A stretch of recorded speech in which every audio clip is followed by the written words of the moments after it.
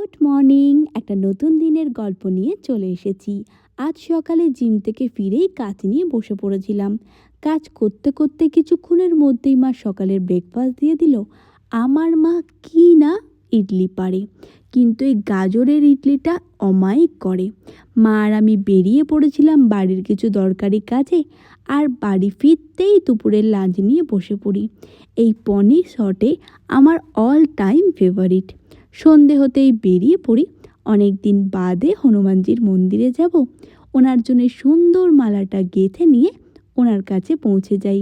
হনুমানজির পুজো করে ফেরার পথে ভাবলাম কতগুলো জিনিস কিনতে হবে। এক কাজ করে ম্যাক্সে যাই।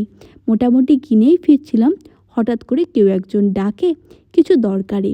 বাড়ি ফিরে রাতের ডিনার করে আজকের দিনটা এভাবেই কাটাই। আমার এই ধরনের ভিডিও ভালো লাগলে ভিডিওটা লাইক শেয়ার করে আমার নতুন চ্যানেলটি সাবস্ক্রাইব করে পাশে থেকেও ভালোবাসা দিও।